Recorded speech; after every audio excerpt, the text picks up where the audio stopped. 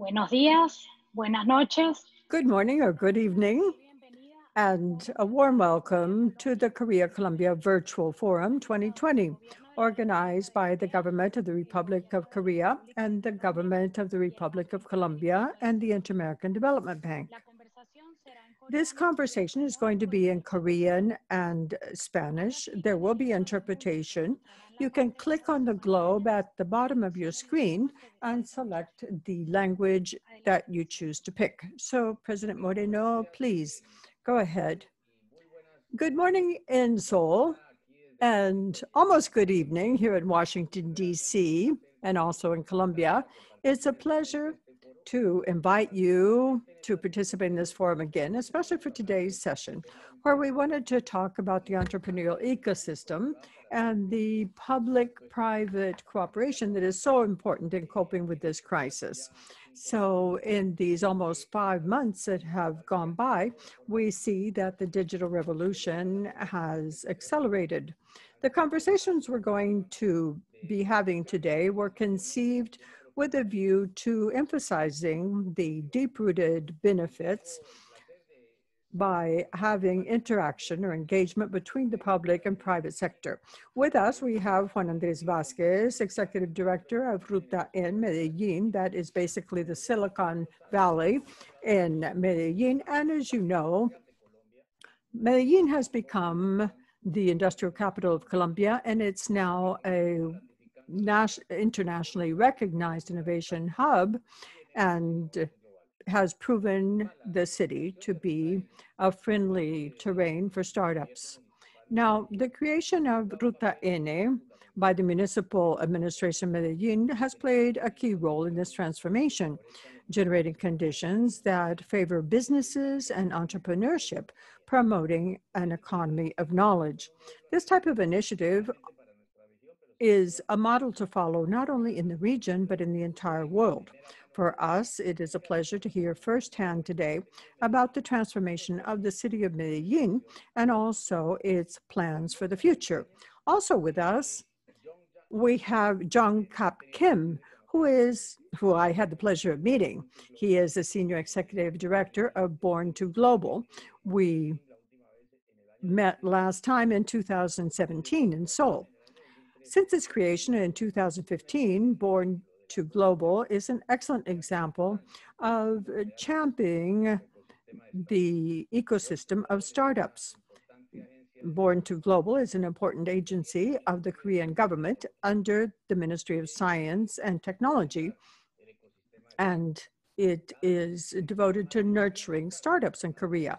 Every year, it chooses more than 100 startups that are highly promising, and it provides support as well as consulting services and training to these firms. Born to Global has shown the growing interest in the ecosystem of startups in Latin America and the Caribbean, and has worked with the IDB to carry out a series of activities and events that encourage strengthening cooperation between the two regions. That's the case of the LAC Korea Startup Meetup in 2018 and the LAC Korea Startup Pitch Day in 2019. Recently, the IDB Lab also supported the creation of the LAC Korea Startup Fund, taking advantage of the impulse in the startup ecosystem of the region and also the dynamism of the entrepreneurial capital, venture capital ecosystem in Korea.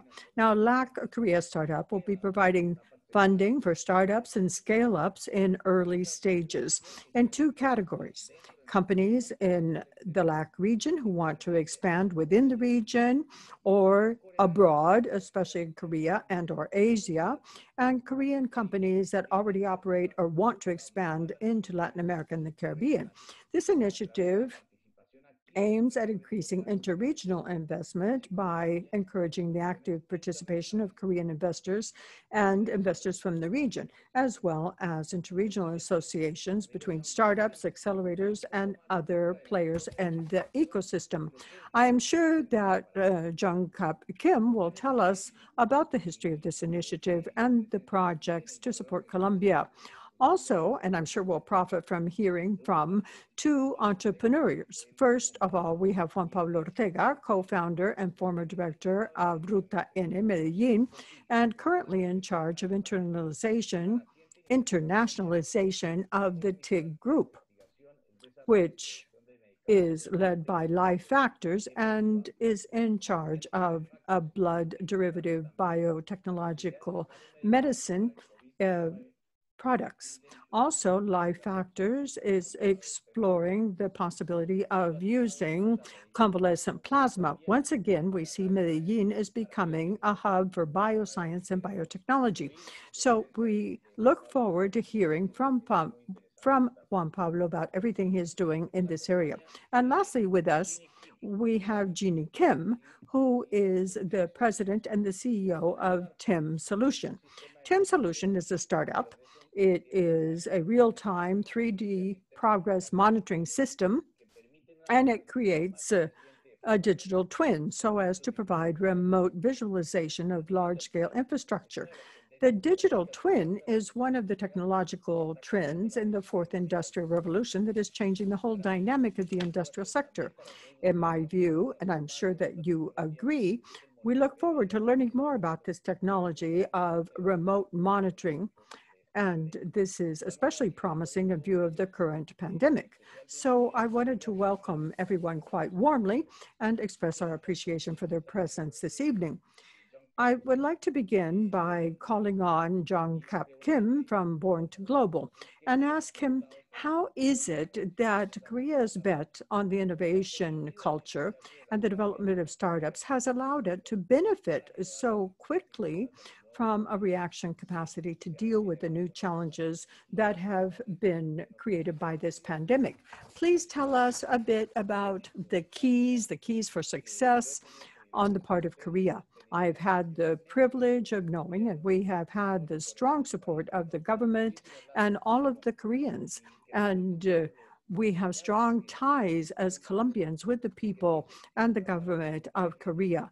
So also I'm going to ask Juan Andres Vasquez to tell us about Ruta N, how it is working closer and closer with Korea. So I welcome all of you. 소개받은 김종갑 원투글로벌 센터장입니다. 먼저 이렇게 멋있게 소개를 해주신 우리 모레노 총리님께 First of all, I wanted to thank Mr. Moreno for his kind remarks. And it's been a long time since we have seen each other, almost 2.5 years ago when we met. But it's nice to see you over the video conference. So that is why I came bright and early to the office to be able to attend this meeting. And thanks to you, we have learned more about the markets in Latin America. You're the one who opened up this concept to us, and we have learned a lot. We have been very pleasantly surprised, and especially in looking at Colombia. We consider Colombia to be a business partner and a trade partner, especially. And after the meeting with President Moreno, we have studied in depth this market, and I have been in Latin America more than 10 times. I have been in Colombia. I have been twice in the city of Medellin. I visited Colombia and Medellin twice, and I found those opportunities very inspiring. I saw that in Colombia, there is great potential, and also we have seen some unicorns that are quite promising. I think that now we feel that we need to shift our paradigm, and that Born to Global in Korea is the only entity that is sustaining the impulse of ongoing cooperation with Latin America and the Caribbean. And as Mr. Moreno just said, and regarding that issue, since the 90s, actually in the late 90s, Korea since then has championed startups. And in this, we are different from the United States and other countries for two reasons. First of all, because we focus on innovation technology, and also another area, and this as of the second half of the 90s, we have been promoting globalization at the same time. In other words, globalization of startups. And it's not only a matter of startups that are service-centered, but also we're looking at the development of technology.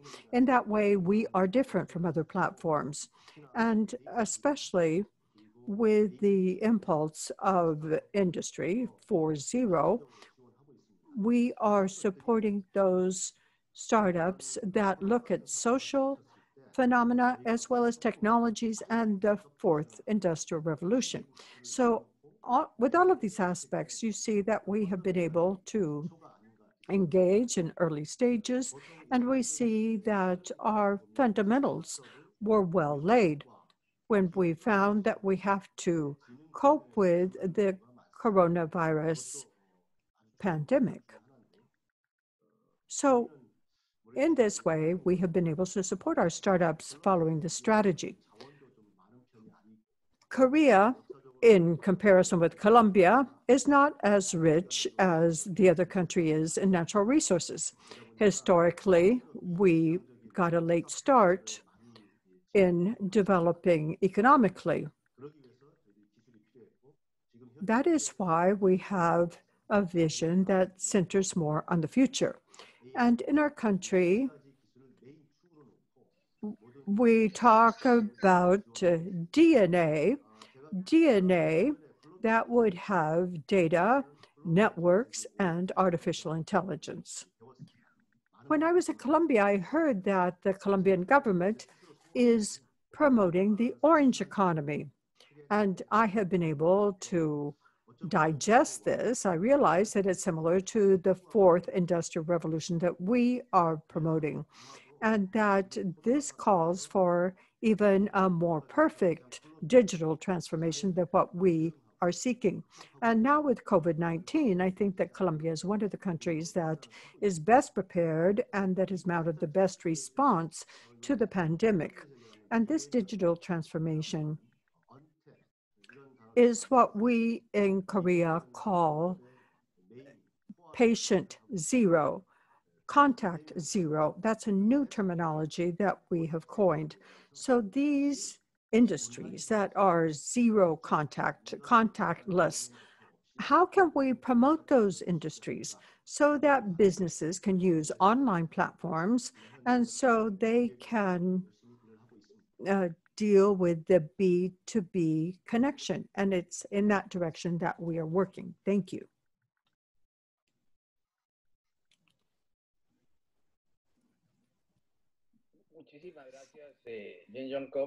Thank you very much.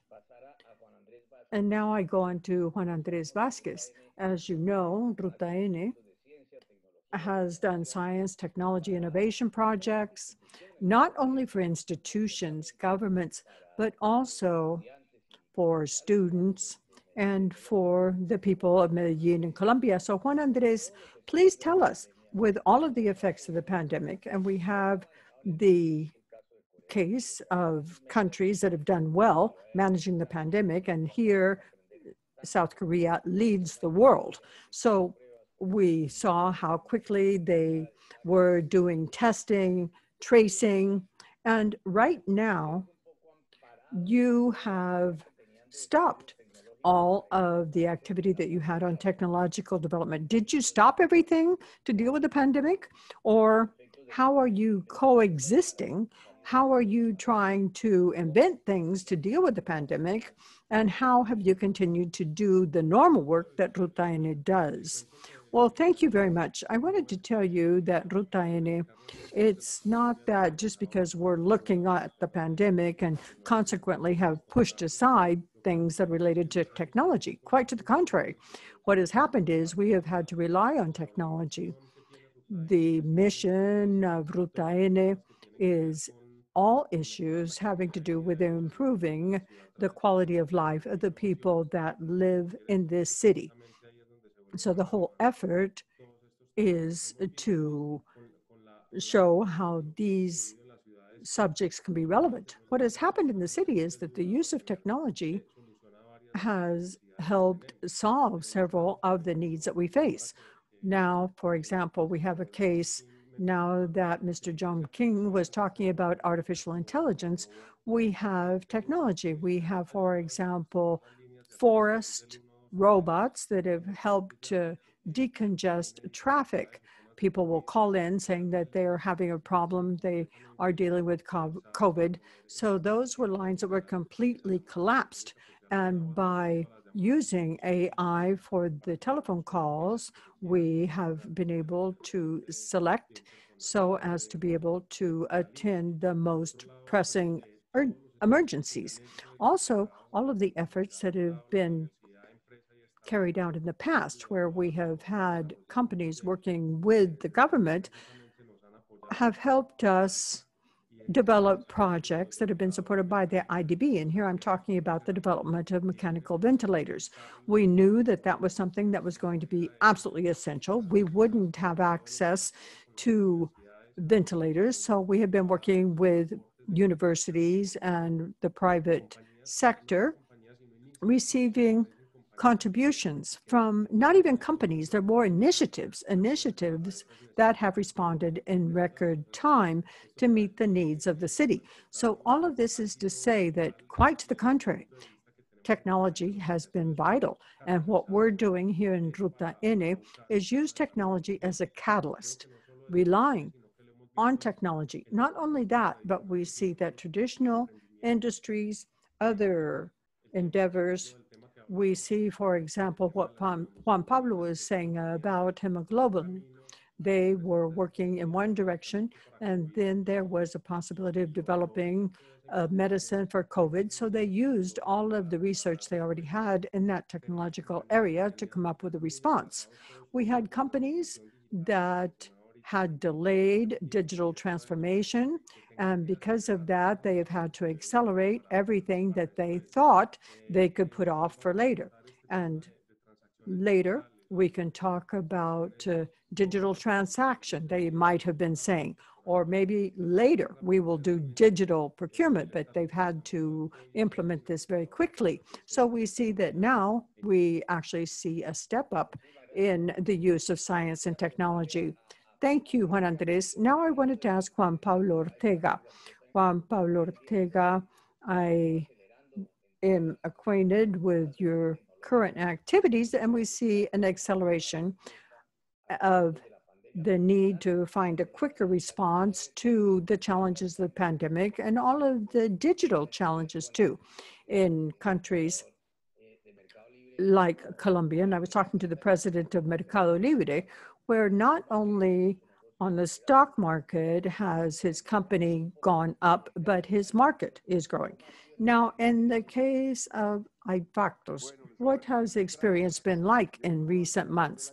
Thank you. Before I talk about Aidfactos, I wanted to talk about the group. It is a technical innovation group, TIG, and it is a Colombian company made up of 14 startups.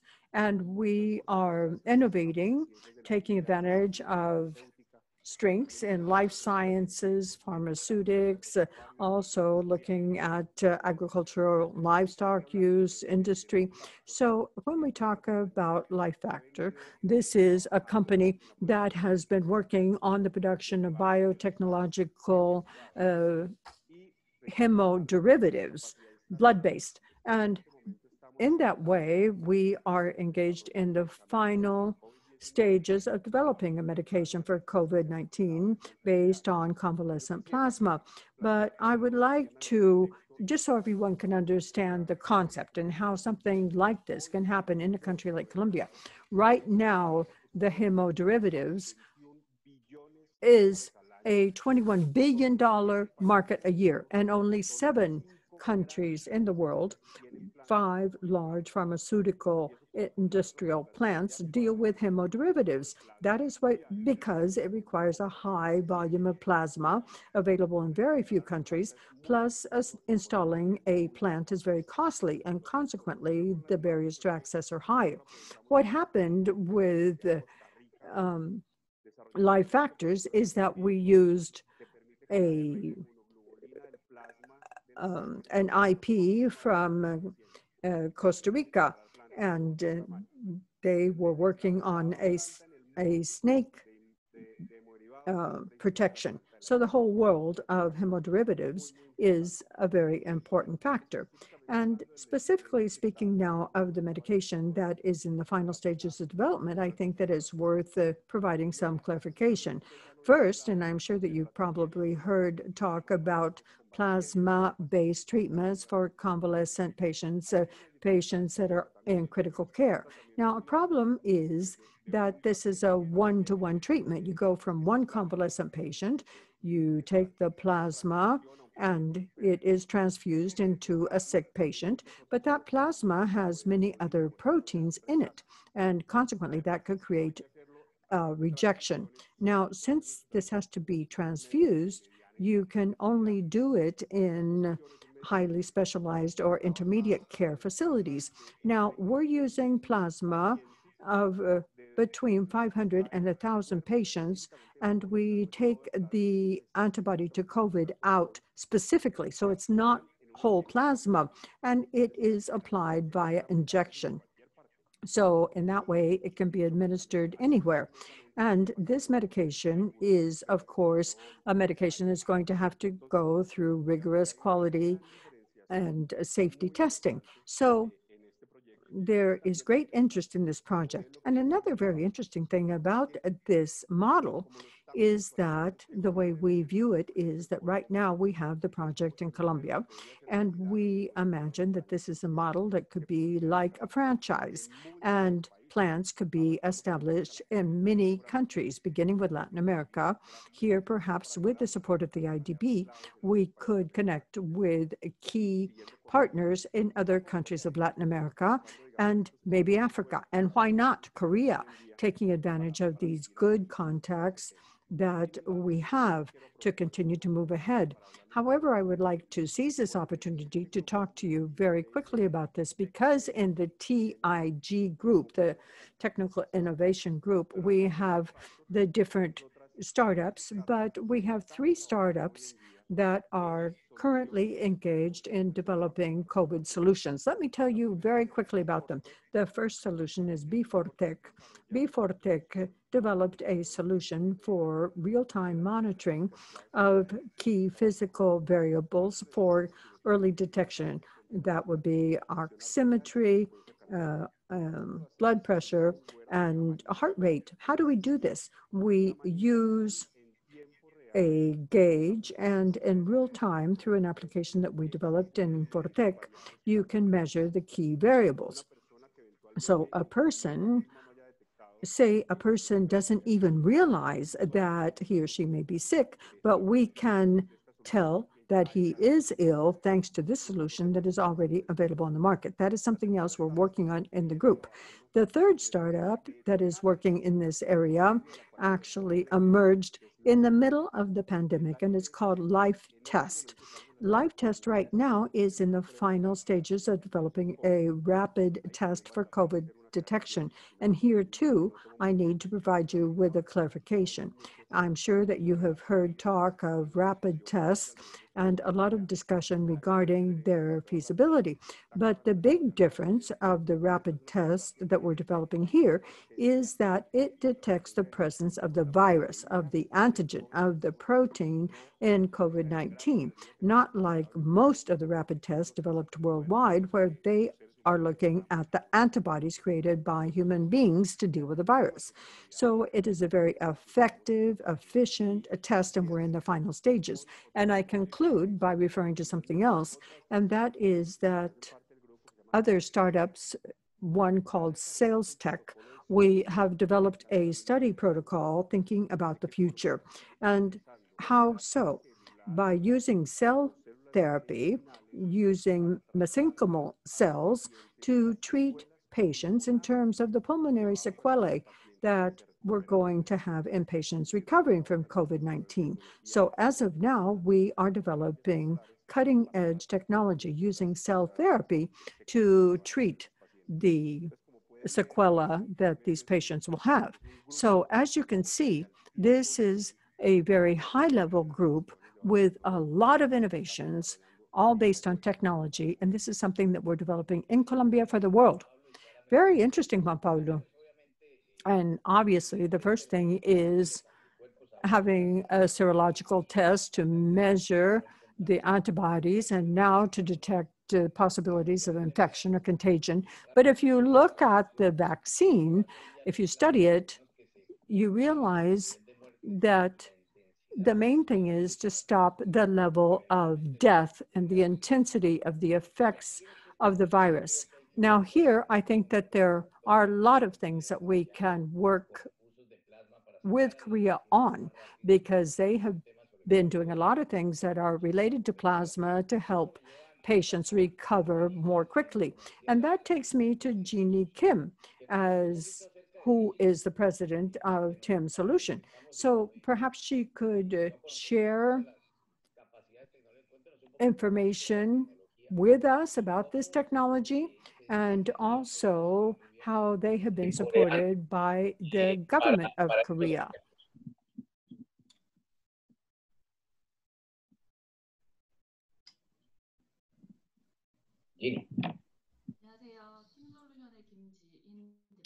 Yes, hello. My name is Jimmy Kim, and I am from TIM Solutions.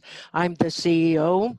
And on Digital Twin is the name of the tool that we have developed, and we're already marketing this tool. And I will share a screen so that I can show you in a way how this works. And this is a video that I'd like to show you. It doesn't have any sound. I just want you to watch the video.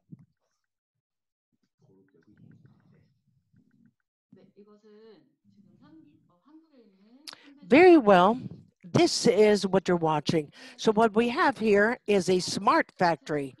This is a 3D factory. It is a smart factory in Shanghai Heavy Industries. And one can see here what's going on. And for you to see this in real time, what is going on inside the plant.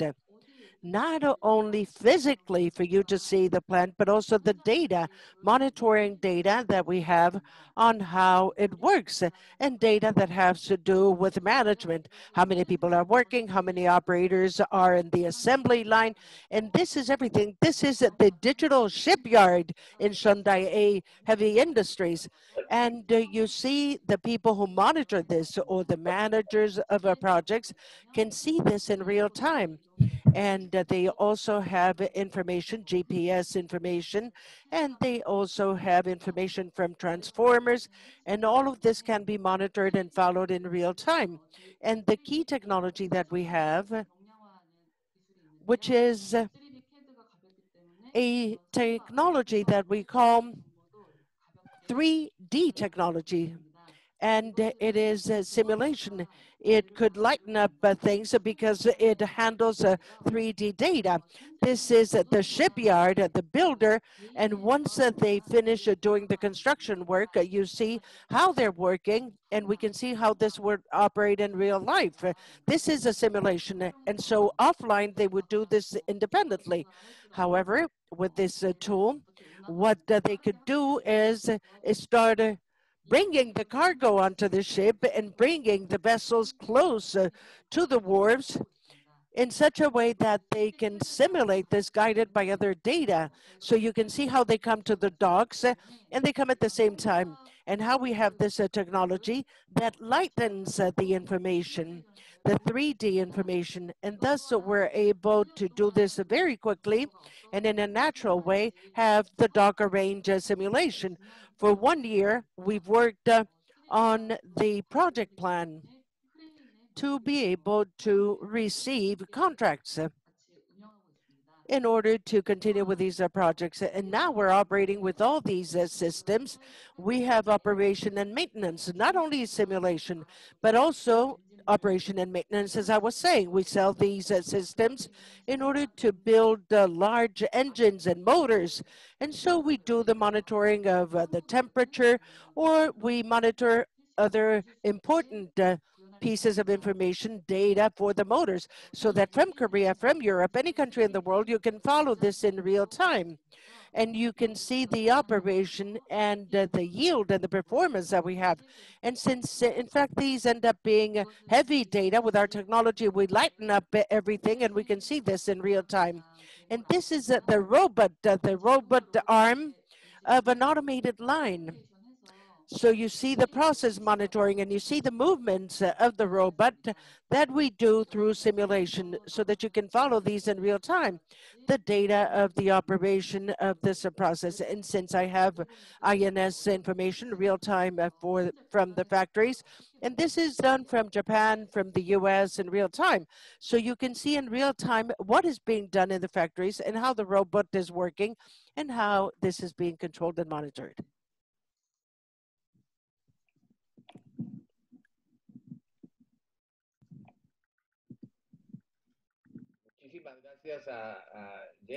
Thank you very much, Kim. And I'd like to ask John Cap Kim. I just heard a little bit from Juan Pablo about what Life Factor is doing.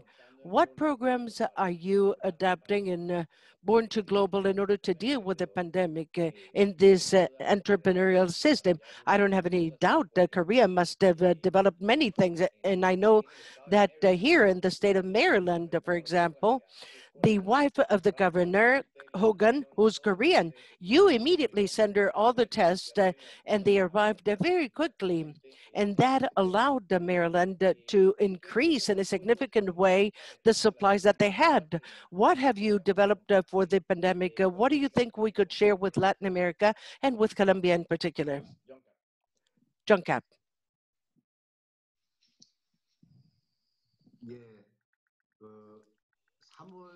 Yes. I remember, I believe that this was in March, back in March, when the issue with this pandemic became something very serious. And through the IDB, we received a request so that we would send diagnostic kits. And they asked us to share the list of health products and supplies that we used. And I believe that it took us 2 days approximately in order to engage 70 Korean companies that had all this information on different products and technology. And we've shared that with you. And that is how we moved forward starting then. And we entered into major conversations with Latin American companies. And this is how our diagnostic kits ended up here. And also all the necessary supplies and technologies that had to do with the response to the health crisis. So I understand that with Mexico, a company that had been working on infrastructure and healthcare, we established the contact with our companies and also with other Brazilian companies and other companies in Argentina. And we've always worked in webinars with our Korean companies and with Latin American companies. So these were the initiatives that we took. And in these attempts, we learned that with the pandemic, we have had to transfer from one paradigm, which was the work that we did in the past, which was the physical travel. And now we have to do everything online. And the companies, even to date, are not ready for that. Even up to March and April, it was not easy for these companies to do that and move from the physical transfer to the virtual transfer. And in our center, where we had all the projects to provide support to the startups, they've changed 100% to zero contact. And to date, 3.5 times a day, we conduct these exchanges without any contact. That's why we call it zero contact. And it is in this sense that we want to develop projects related to, or with a view rather, to seeing whether the pandemic will continue or if the pandemic would have been solved by then. So we want to bear these two situations in mind. If in the past we need to pay an in-person visit and face-to-face meetings, which were traditional business modalities, now we are certain that this is going to change, and it will change to online meetings and interviews. And for that, we need more confidence, and we need a much sounder, much more robust partnership link. And that is how we're changing all our working systems. And in April, I understand that we have scheduled to sign an agreement with the IDB. And thus, we want to implement a program, a partnership program, so that we can bring together companies in Latin America and companies in Korea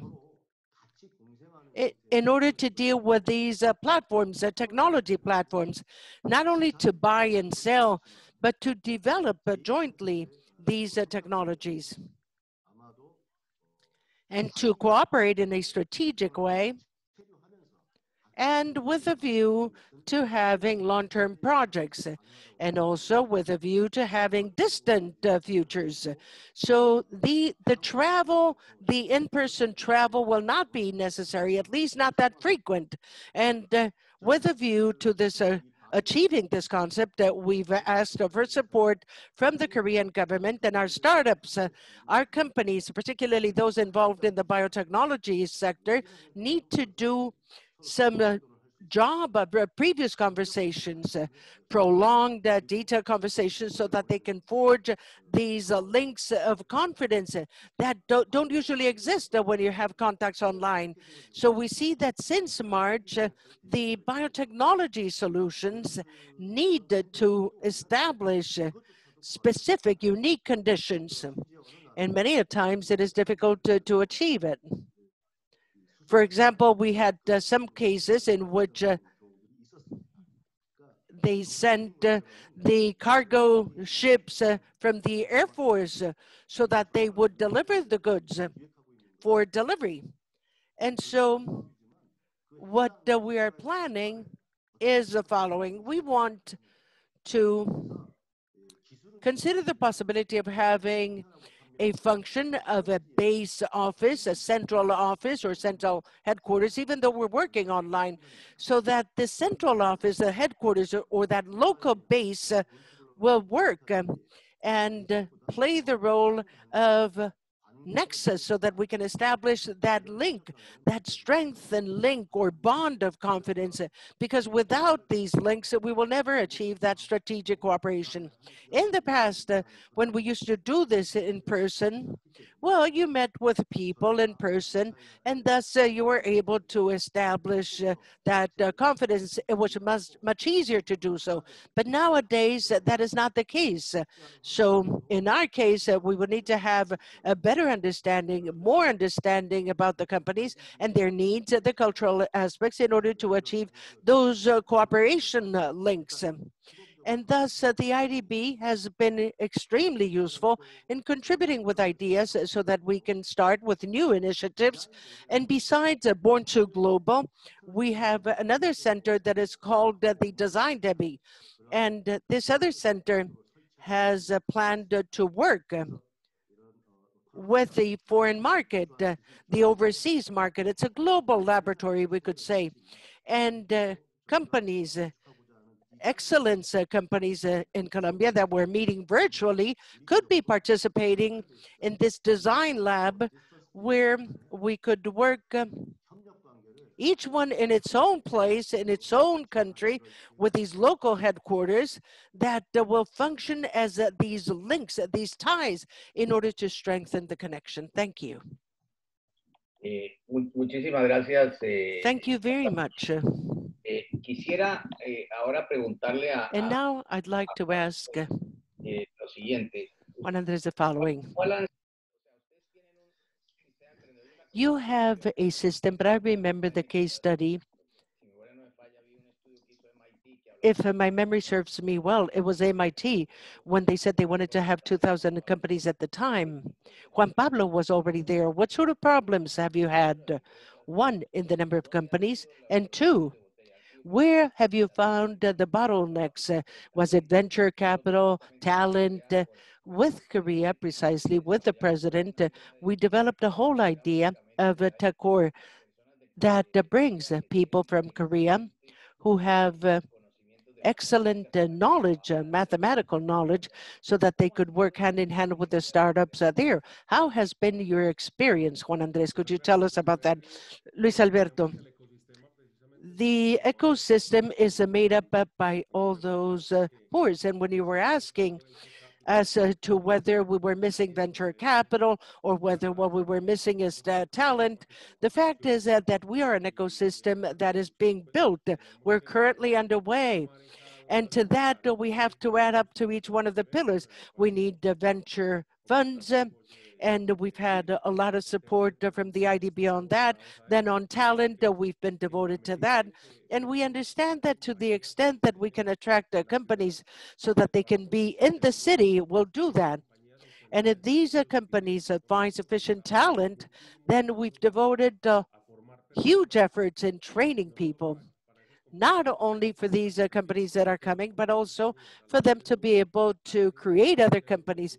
And in addition to that interest, we have the venture capital in order to find talent and to find where to invest the resources. So let us say that we have been working on all of that. And now, when I was hearing Mr. Jung Kap Kim talk about the design lab and proposing joint work, if, as Luis Alberto was saying, we were joined by things in the past between two countries, now more than ever, we are joined by this entrepreneurship. We were able to build an ecosystem that places us at a different level where we could easily interlink with everything that is going on in Korea. And so that these companies that you mentioned previously that are looking for a space in Latin America, we invite them to come to Medellin, that they be there. In Ruta N, we have the talent and everything they need in order to continue with all these developments that they want to work on, and to give them that opportunity, that access to Asia through Korea. So I like hearing what you're saying. And it seems to me that there's a window of opportunity, a huge window of opportunity, so that we can work together and we can empower all these pillars, and that they be more and more efficient, that we train, develop, and create talent, and that people in the city will see more working opportunities, that we can forge the venture capitals because they see possibilities for investment. So everything starts being connected, and it all becomes part of the ecosystem. And when I was saying that we're joined by this entrepreneurship, as you said at the beginning, e-commerce issues are extremely advanced in Korea, and it would be a huge opportunity. Obviously, just like we receive talent, we must look for talent here that can go to Korea to learn there about these practices, to see what's going on, and come back to Colombia to bring these technologies. And that would be an extraordinary exercise. I was also wonderfully surprised to see, just like you were saying this now, hearing that you had the DNA in Korea. In Punta N, in Ruta N, we also have our DNA, not necessarily with the same words that you have in Korea, where D is for data, N for network, and A is artificial intelligence. But we do have something that is the DNA that we call the attraction area. And it is this attraction of talent, the attraction of companies, so that we can attract them to come and settle down in the city that they can establish here and give a window of opportunity for the whole of Latin America from Medellin. We have D, which is the development of the entrepreneurial fabric. How can we support all these startups and the entrepreneurship activities in the city and the companies that are already established so that they can have these digital transformations that they need? And and the N, on the other hand, that has to do with the needs faced by the city. And this is how we solve these needs, city to city needs. And so with different words, but we also have a DNA. We don't forget the words that you have. That is to say, the issue of artificial intelligence is very important. Data, network, we're doing all of that through the fourth revolution, which is the fifth center that was established in the world, and it is found here in Medellin. And we're grateful for the work that has been done by Luis Alberto from the IDB in order to achieve this and to have the center come to our city. And it is doing an important work in the entire transformation of the fourth industrial revolution. The issue of data in the development plans of the city, and they're geared towards technology with a lot of connectivity, bandwidth, as happens now in Korea, which is one of the most advanced countries in infrastructure. We are betting on that so that this will also be a driving force that will make research and technology issues much more dynamic. And with that, I bring my statement to an end. And the invitation is extended so that we can work together. And I believe that they're very important things to come in the future and to do together between the two nations. Thank you very much, Juan Andres. And we see with Juan Pablo the following. Medellin, a long time ago, but Antioquia in general, but Medellin in particular, has had a competitive edge on all the issues of health. And for many years, we've seen this with hospitals in Medellin and what they've been able to do in open heart surgeries. But to the extent that we see this entire space of biotechnology advancing, and when you stop to think, and this is not our case, but in countries such as Korea, they went through SARS, MERS, H1N1. So this is a country that is much more ready, better prepared to deal with pandemics. And when you think of the vaccine, we found that this is one of the most difficult issues. It is like 5 million vaccines a year, what we need.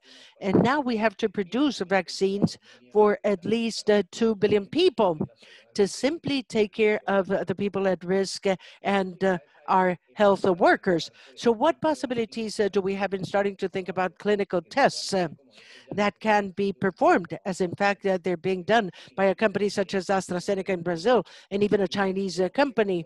And above all, what can be done with the University of Antioquia that has a significant background because they have a school of medicine where permanently they have all these interventions. So I believe that we find here the possibility of creating an ecosystem that can truly look with our eyes in the future and in confidence, as this happens nowadays in countries such as India, China, Brazil, and our continent with a huge capacity to produce vaccines. How do you see that from Life Factor? I took a look at the hospitals in this case, in the case of Korea. I have no doubt, and our great friend Jong Kap Kim that has come to Medellin has been able to see this firsthand, and that could create another huge space for cooperation. Juan Pablo, please. Yes, undoubtedly, Luis Alberto. I believe, and I'm really surprised to see that you're talking about the University of Antioquia. And to place things in context for all those who are following us, that university is the most important university in that region of the country. It is the second most important university in research in Colombia.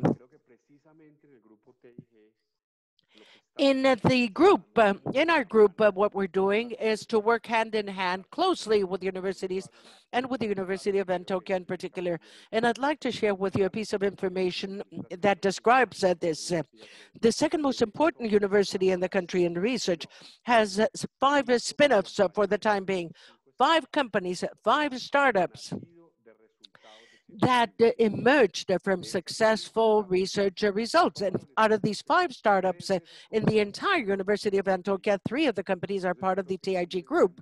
So I believe that this is a quite tacit message that we and the TIG group believe in research. Research that is being developed in Colombia. We're convinced that we have top-level human talent in Colombia, especially emphasizing life sciences and also I believe something very important that happens, particularly in Medellin, is that we have a very interesting support ecosystem.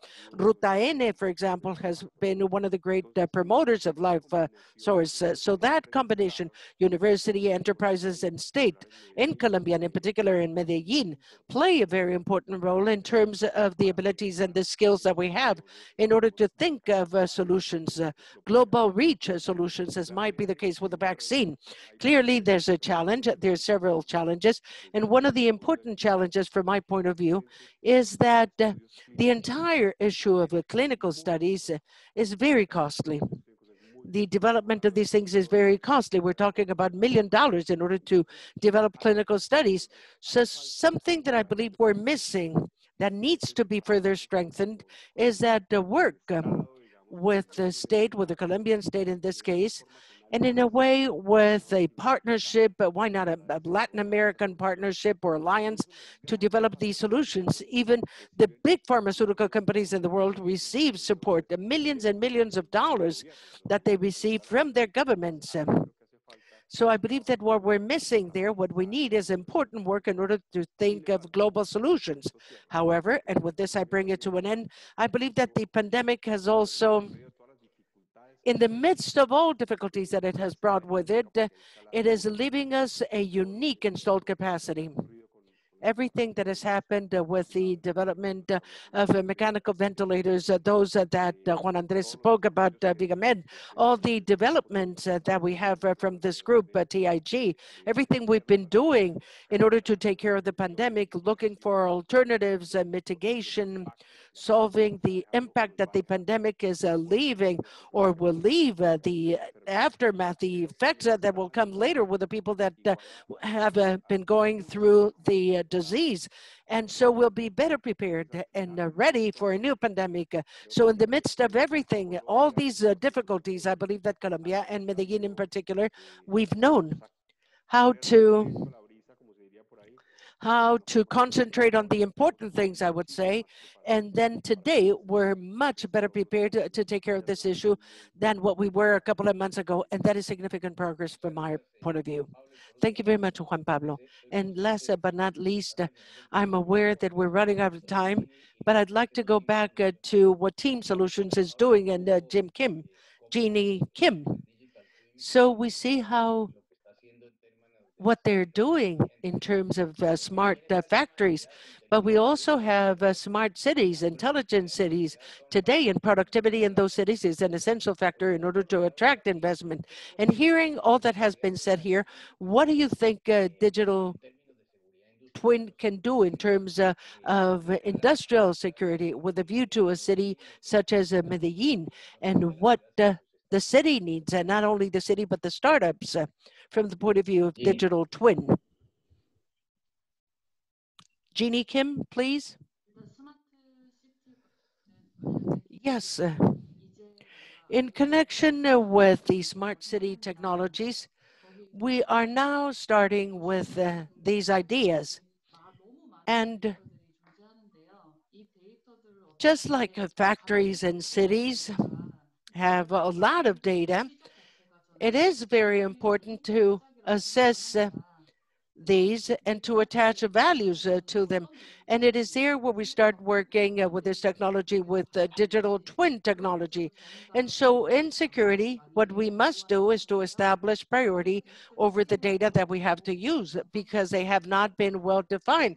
These priorities have not yet been well defined. So digital twin, with this solution, we're just starting to take the first steps with this definition. And we started with the smart factory and smart city, where we have very complex data, big data linked to pandemics. I believe that digital twin is an essential platform in order to work, and that can be applicable to all areas. Thank you.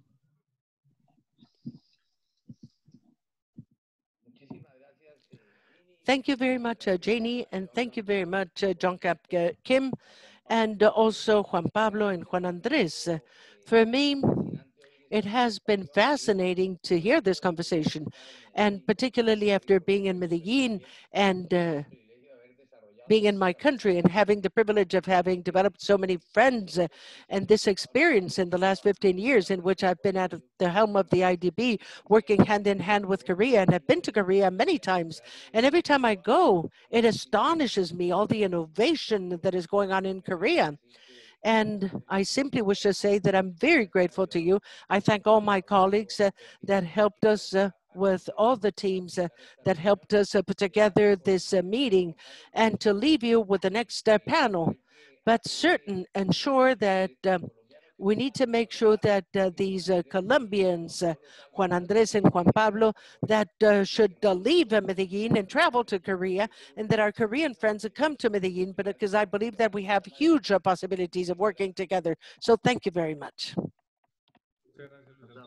Thank you very much, Luis Alberto. Thank you, Luis Alberto. Thank you, everyone.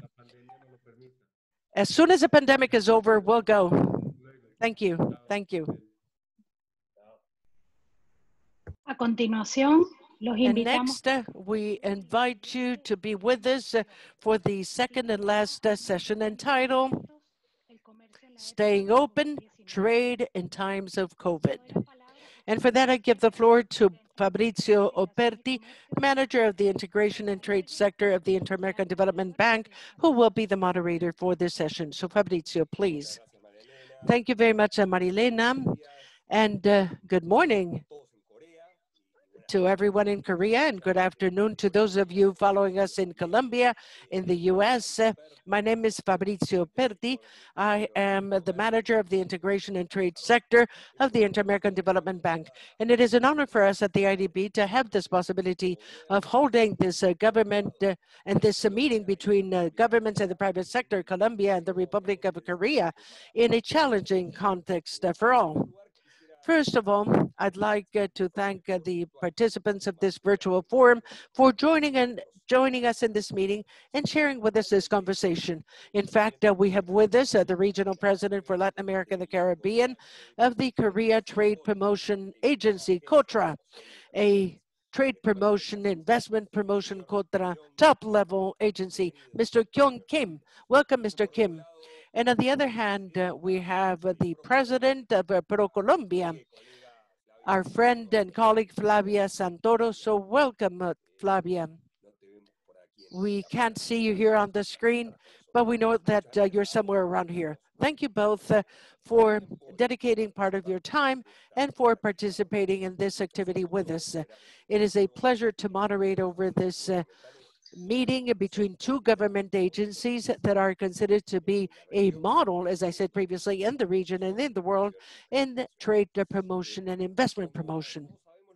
As we all know, the impact of the pandemic in our country and in our countries have not only been felt in health matters, but also on economic matters. Our macroeconomic report that was published by the bank, in fact, forecast an important tightening of the GDP in Latin America and the Caribbean. And the updates, the most recent updates by the IMF talk about a tightening of the GDP in the region closer to 6%. As regards to international trade, the impact is even greater. The World Trade Organization believes that global trade flows in goods will see a drop between 13 and 32% this year, and that we will have significant disruptions in the trade of services. The forecasts of that contraction are also similar for our region. As to trade, in fact, our newsletter on the integration and trade sector and the impact of COVID in Latin America and the Caribbean shows that exports from the region dropped at an estimated rate of 30%, interannual rate during the month of April. And in the case of Colombia, the contraction reaches 40% during that same month for the exports of that country. And on foreign direct investment, the situation, the optimist scenario estimated by the OECD speaks of a 30% drop a year. So this is a complicated situation, obviously, and the efforts made by governments are quite significant in order to reactivate trade and to reactivate integration. And we know that trade and international insertion and investment are driving forces for growth and for development. Our calculations in the IDB in our flagship report on integration and trade from last year, we concluded that integration and trade contributed between 1990 and 2010 30 to 40% of the additional growth of the per capita growth in the region. In other words, 30 to 40% of that growth in per capita income was thanks to trade and integration. So that is definitely a driver of recovery in the post-pandemic period. There, agencies engaged in promotion play a key role, and that has to be part of this conversation where we look at the role that will be played by these agencies, how they can help the recovery of value chains, and also how they can boost trade. So first, we're going to be hearing from Mr. Kyung Kim, who is going to tell us about the measures taken by the government of the Republic of Korea to offset the effects of COVID-19 on international trade. And thank you very much, Kim, Mr. Kim, for being with us. And then we will be hearing from Flavia. So first, go ahead, Mr. Kim.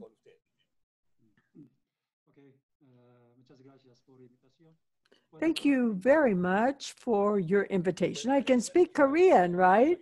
Yes, but we know that you speak very good Spanish. So if you prefer to speak Korean, please go ahead.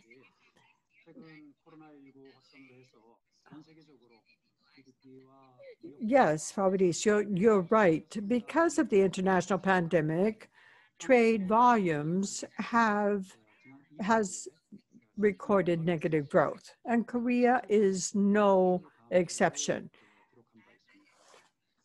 The last 6 months saw a drop of 17%. Compared to other countries, perhaps that figure is not high, but Korea does engage in significant amounts of foreign trade, and so this has a large effect on our companies. The Korean government, in order to reduce the effects of COVID-19, has engaged in different policies. One of the major policies has been providing financial support to the companies that are profitable at a level higher than 10%. We have used a $5 million fund to finance those companies. And in the case of due dates, we have pushed the due dates forward by 1 year. And because of the sales, instead of closing down businesses, we have felt that it's important to support workers. 85% of that amount is covered by the government. Now, in addition to financial support, we are providing different types of backing. We see that there is a shortage of parts, and that has caused some workshops to have to close their doors. Consequently, our government, along with KOTRA, has found substitutions or other alternatives. And COVID-19, in its initial phase, what we did is we had problems in terms of importing filters for face coverings in the early phases of COVID-19. So what we did was that for companies that could distribute the filters, we were able to import 25 tons of these filters. Thank you very much. Thank you for your contribution. And now we're going to hear from Flavia. I welcome Flavia, President of Pro-Colombia.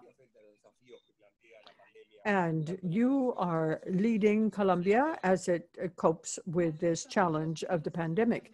Thank you, Fabricio. I begin by greeting you as Manager of Integration and Trade at the Inter-American Development Bank. And also, of course, I warmly greet Mr.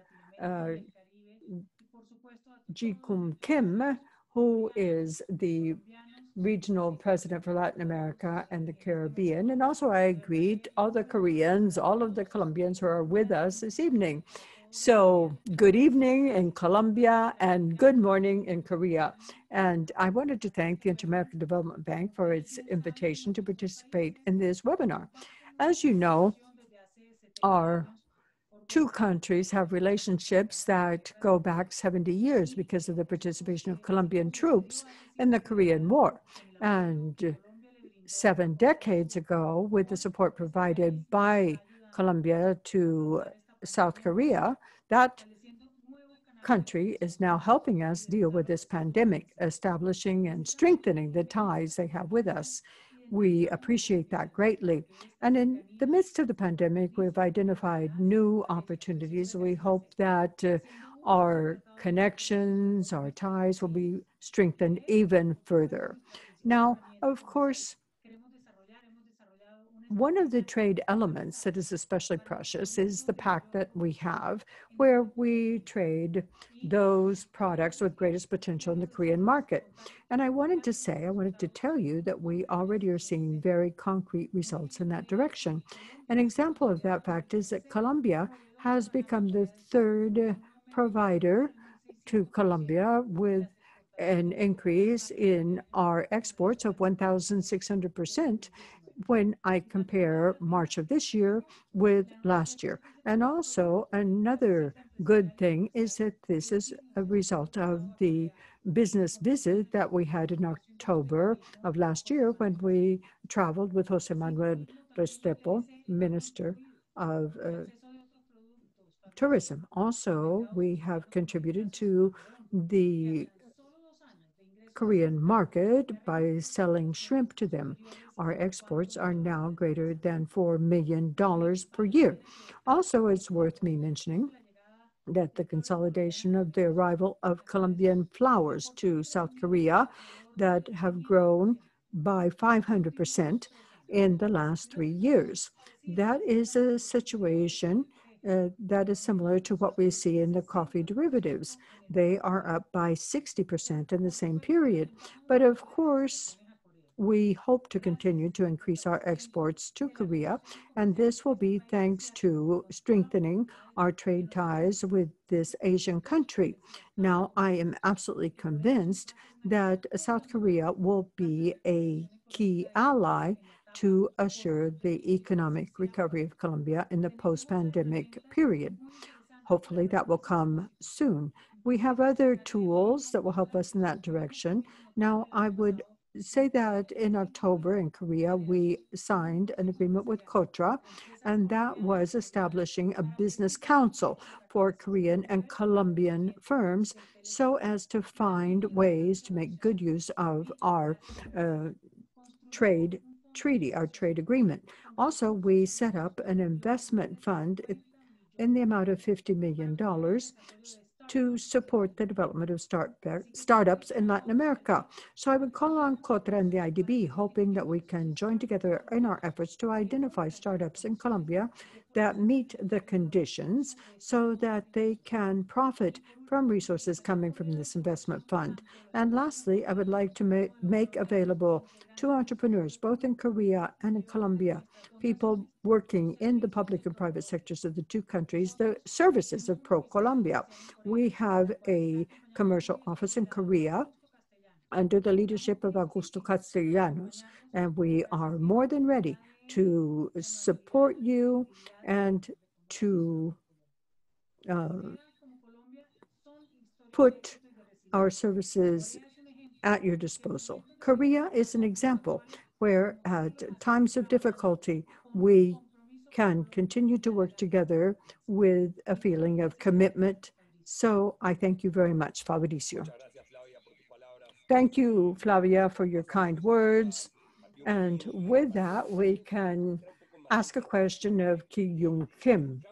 I wanted to ask you about all the changes that have occurred because of COVID, and that has affected the actions taken by Kotra.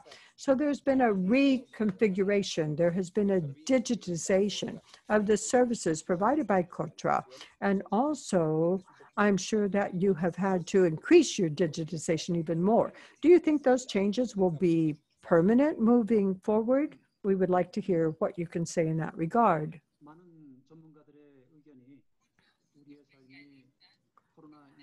Many specialists are saying that our lives will never go back to be like they were before COVID-19. We cannot stop a change that is occurring because of COVID-19. We are promoting the digitization of Kotra, and the same applies to our projects. In the past, we had different projects that we dealt with offline, but we're applying this to online projects. Traditionally, we would visit countries, meet people, we would negotiate face-to-face, but now travel has become much more difficult. So Kotra has introduced a system where we have virtual conversations, and because of that, we see that the increase of demand comes from companies. And so in the future, we will continue to work on this issue. And at the global level this year, as far as I know, all conferences have been canceled. And Kotra wants to open up a virtual expo so as to create new opportunities for marketing. We have iKorea, which is our website, and over internet, we can invite buyers, and buyers, if they want, can have virtual consultations. We already have that system under implementation, and companies are using this tool. And Kotra, we're also digitizing our work. All of that within our group. Also, we have introduced distance work from home, even if necessary on a part-time basis, and we have made progress in that direction so people can work from home. Thank you very much, Mr. Kim. So with that, I go back to Flavia. Flavia, tell us a bit about the role of Colombia as part of the government's strategy to deal with the economic effects of the crisis, and especially how have the different efforts been coordinated. Hopefully there have been synergies amongst the different government agencies that work together to address these challenges, especially in the area of foreign trade. Well, Fabricio, yesterday, actually, we presented a plan for economic recovery of the trade sector, and that was done with the Minister of Industry and Tourism. All of that within the framework of the government program called Commitment for Colombia.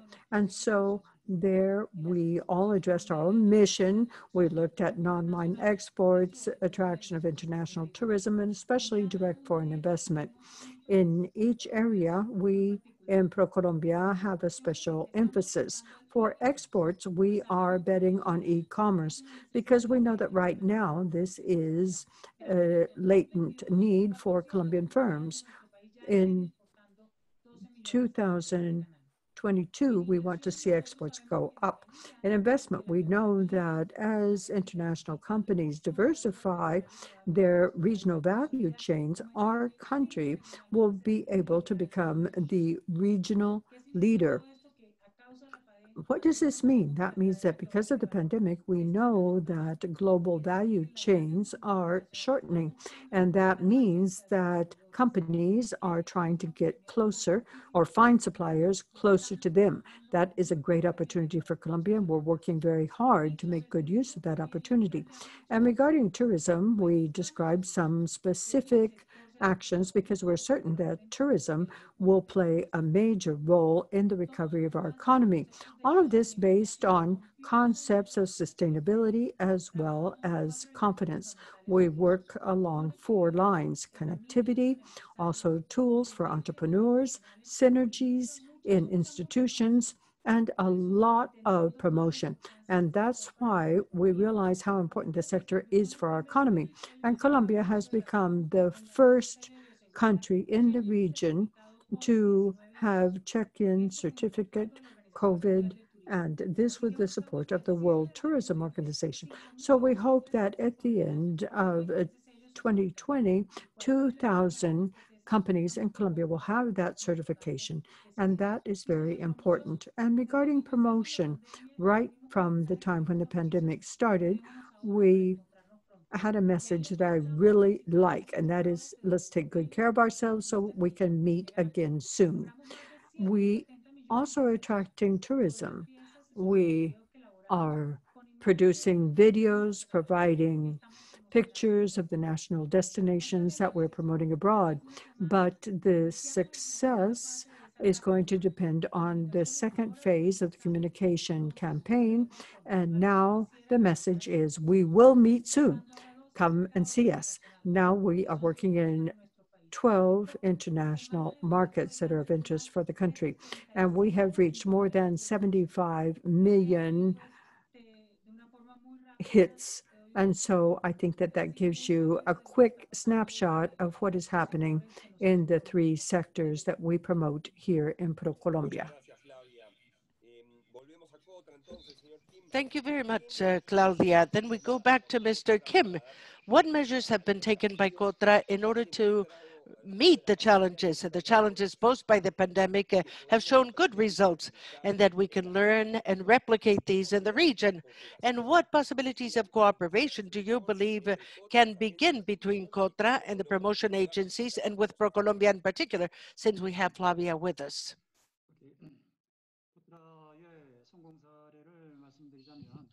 Yes, the most successful cases of Cotra, just to share with you a few, as I told you previously, we had a few cases.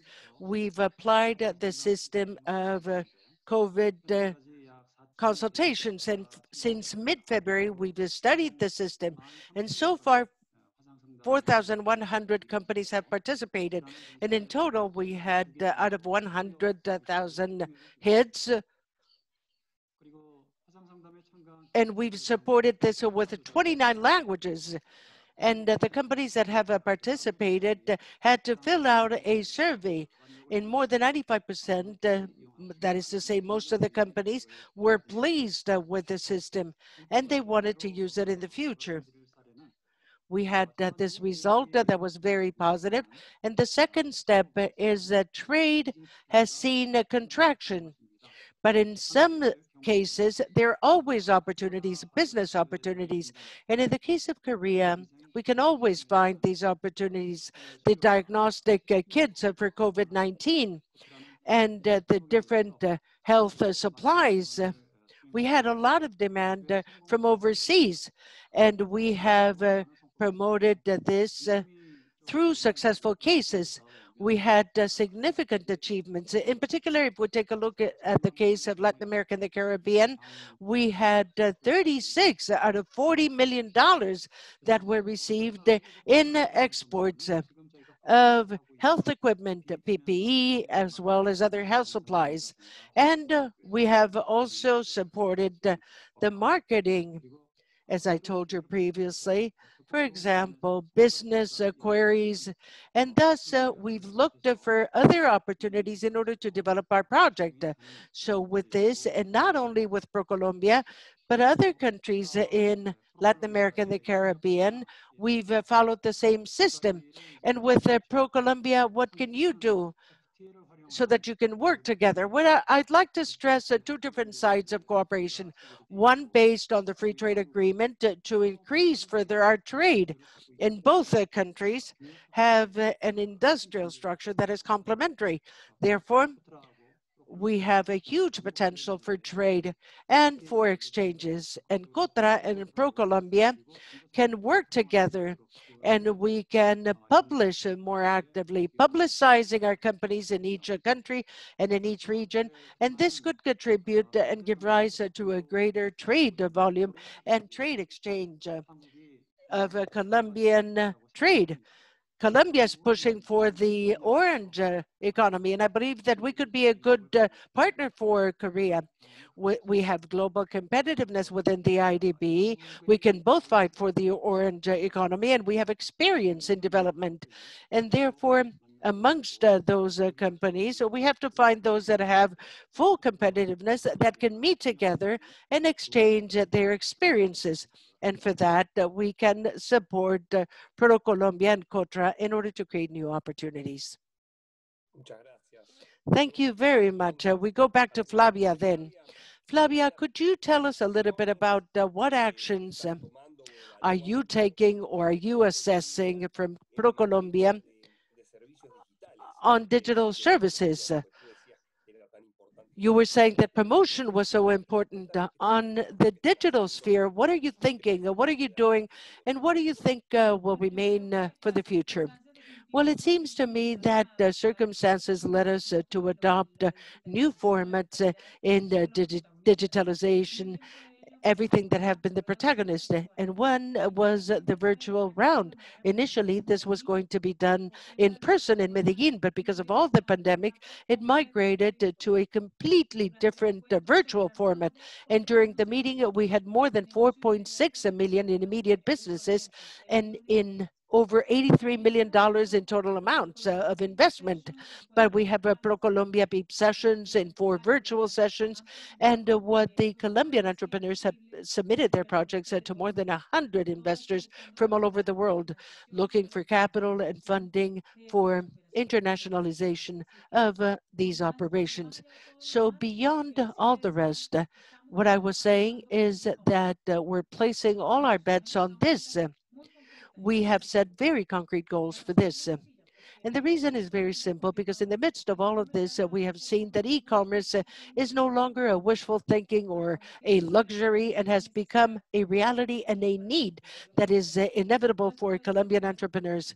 And all of this offers all the advantages that we have with e-commerce: a drop in cost, we can reach a broader public, elimination of displacement and transfer, and the availability 24/7, 365 days a year. So aware of this reality, we are strengthening the Pro-Colombia program, a program that was created in order to accelerate exports from Colombian companies through the implementation of e-commerce. So this program, I'd like to mention the progress that we've attained, because it is important and it is positive. Ever since it was created, we've trained more than 1,700 entrepreneurs in 10 different departments in Colombia. We have 72 companies already that have opened up their accounts in eBay and Amazon, and 36 of these are already selling. But also through our trade offices abroad, the Colombian exporting companies are already taking advantage of e-commerce. More than 30 of these are selling in 67 marketplaces and digital channels. We have e-commerce channels such as Sibame, Novica, Home Depot, others. And only on the Shinativo platform, the Colombian companies have sold $1.2 million. And so as not to bore you with the goals that we have set, these are the following. At the closing of this year, 200 Colombian companies, we want them to reach $6 million in exports through the program, Colombia One Click. And for 2022, hopefully 400 of them will internationalize their products thanks to this initiative, reaching a goal of $12 million, hopefully. Very good, Flavia, that impetu, that wish to do things in the virtual sphere that are so important. From the IDB, we developed the Connect Americas platform, a digital product that has been extremely useful for companies, and particularly for Latin American and Caribbean SMEs during this time of the pandemic. It is a digital product, and we've always seen these platforms in Korea. And therefore, I'd like to ask Kyung Kim. And we have to bring this to an end because it is already late here in the US and in Colombia. we have to bring this conversation to an end. But we've always thought about the Korean investment and companies, and in IDB we have wonderful transfer of know-how of what Kotra does in the region. And these platforms by Korea, the platform by Korea that is operated and facilitated by Kotra and that connects international buyers with Korean suppliers. Besides allowing for purchases and online consultations, it allows B2B business meetings online that are very important. What is the experience in the use of this platform in this context of the pandemic? What have you seen? What has changed? What can you tell us about Kotra? Well, due to COVID-19, we had established different marketing technologies that already existed, and Connect Americas, the platform, as well as other marketing platforms in Korea, have awakened a greater interest. And it seems to me that this importance is something that we will see even more in the future. In the case of Buy Korea, this other platform, Buy Korea, until June this year, and compared to the same period the previous year, the number of offers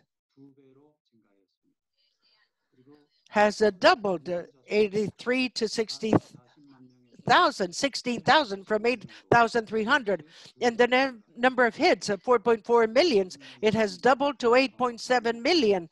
And the most important thing is that the amount of the offer of $4.2 million has five-folded this year. And Kotra, we have been able to prove that this works, this platform works in the era of COVID-19. We must develop and we must move forward to a B2B operation in this time of COVID-19. First of all, we need to improve the interface for the use of users, that is to say, in order to promote the usefulness for users. And through the app, we have to personalize this in order to promote the use by consumers.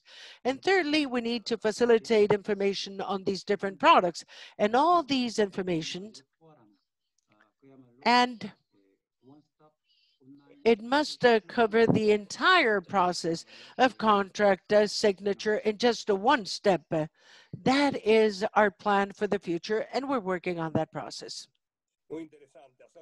Very interesting, making it easier, simple, using artificial intelligence in order to personalize the interaction with the client. Very good. From the IDB, we're also promoting innovation in agencies in the region.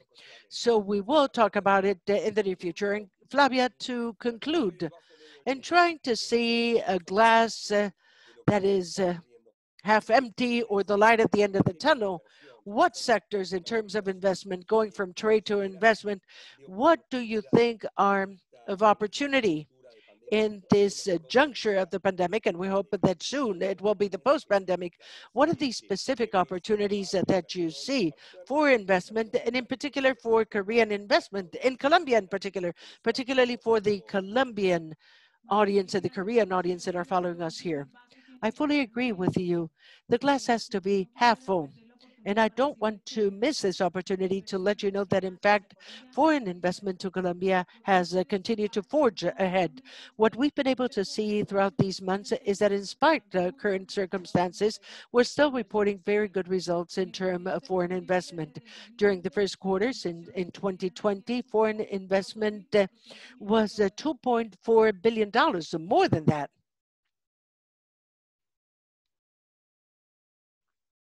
We've lost the image and the sound.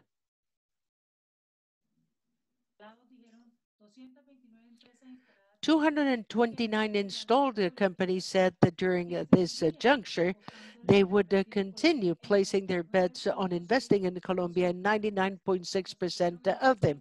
They ensured in that survey that they still consider us as that final point of investment, as a strategic point.